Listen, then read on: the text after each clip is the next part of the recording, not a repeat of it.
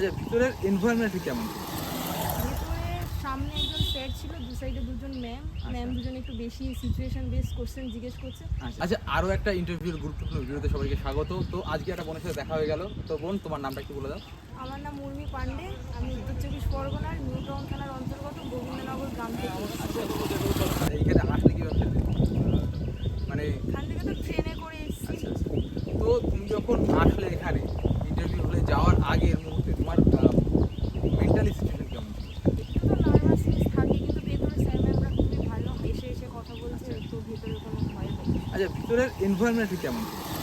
ভেতরে সামনে একজন স্যার ছিল, দু সাইডে দুজন ম্যাম দুজন একটু বেশি সিচুয়েশন বেস কোশ্চেন জিজ্ঞেস করছে। আচ্ছা। বাদ বাকি সবাই খুব ভালো, বিশেষ করে মানে নিজের বাড়ির সম্বন্ধে বেশি কোশ্চেন জিজ্ঞেস করছে, আর যার যে সাবজেক্ট আছে সাবজেক্টের থেকে বেশি আচ্ছা, কোশ্চেন জিজ্ঞেস ভিতরে কতজন ছিল? তাও 6-7জন। 6-7 জন। আচ্ছা। এবার যেটা তোমাকে বলছি যে তোমার ঢুকতে প্রথম প্রশ্নটা কী ছিল?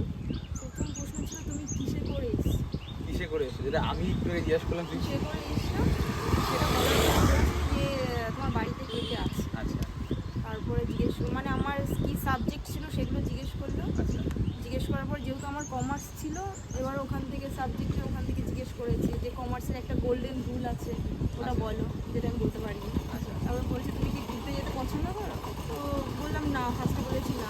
বলছে কোথাও ঘুরতে যাও না, আমি বললাম যে না, আগের বছর দীঘা গেছিলাম। এবার বলছে তাহলে জেলার মধ্যে পড়ে সেটা একটু বলো, যেটা আমি বলতে পারিনি। তারপরে বাবা কী করে, বাড়িতে কে কে আছে, এটুকু জিজ্ঞেস করলো। আর পুলিশে কেন আসতে চাও এটা জিজ্ঞেস করলো। এটা কিন্তু অনেককেই আসলে পুলিশে এখানে আসতে চাও, তো যে যার বেস্টভাবে এইটা অ্যান্সারটা রেডি করো। আচ্ছা, তুমি যখন বললে যে একটা গোল্ডেন রুল, যেটা তোমার মনে নেই বা সেটা তুমি বলতে পারো নি, আর একটা যেটা বললে যে কোন জেলার অন্তর্গত, দীঘা কোন জেলার অন্তর্গত, যেটা তুমি বলতে পারো, সেটা তুমি কীভাবে স্যারদের সামনে বললে? আমি মানে ফার্স্টে একটু ভাবলাম, ভেবে বললাম স্যার আমার এই মুহূর্তে মনে পড়ে। হ্যাঁ, ভেরি গুড। তো এরকম টাইপেরই কিন্তু আমাদের বিহেভিয়ার করা উচিত। বেশি ওভার স্মার্ট বা একটু বেশি থিঙ্কিং করা, বেশি সময় নেওয়া যাবে। এটা মনে পড়ছে না, সিম্পলভাবে বলে দাও যে এই মুহূর্তে আমার মনে পড়ছে না। না পারাটা কিন্তু কোনো অপরাধ না, এটাই মাথায় রাখবে, ঠিক আছে? সবাই সব কিছু নাই জানতে পারে, তারপরে তুমি তাদের সময়টা নষ্ট করবে, এটা কিন্তু তারা আরও বেশি বিরক্ত হবে। আচ্ছা, তোমাকে ওভারঅল কটা প্রশ্ন ধরেছে? তাও 5-6টা, দুটো সিচুয়েশন বেস আর আচ্ছা। এমনি একটা ধরেছে নিজের সাবজেক্ট থেকে। আচ্ছা। আর ফ্যামিলিতে কে কে আছে, আচ্ছা। কার কত বয়স, কে কি করে। আচ্ছা, লাইফ সায়েন্স বা জিওগ্রাফি, হিস্ট্রি এ ধরনের না, কোনো প্রশ্ন আমার বলছে? যেহেতু কমার্স ছিল, আমাকে আচ্ছা, অ্যাকাউন্টেন্সি আচ্ছা। থেকে দিয়েছে।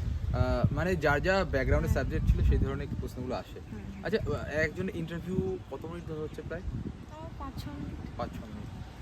তোমার কি মনে হচ্ছে? আর যারা আসতে চাইছে তুমি তাদের কি বলতে চাইছো? ভয়ের কোনো কারণ নেই, স্যার ম্যামরা খুবই ভালো, আচ্ছা। এসে এসে কথা বলছে।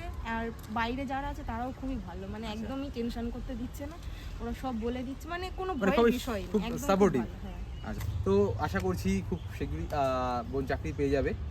আর যেই ভুলটা তুমি করেছো সেটা ভিউয়ার্সরা করবে না, কি এমন সাজেশন তুমি দিতে চাইছো? এমন কিছু ভুল হয়েছে তোমার দ্বারা? ভুল হয়েছে, আমি নিজের সাবজেক্টের সম্বন্ধে কোনো আইডিয়া নিয়ে আসিনি। আচ্ছা। সবথেকে গুরুত্বপূর্ণ বিষয় যে যেই ব্যাকগ্রাউন্ডে তোমরা আছো, অবশ্যই সেটা নিয়ে একটু নলেজ নিয়ে ক্যালকুলেট করে তারপরে কিন্তু আসো। তো চলো, বেস্ট অফ লাক বোনকে।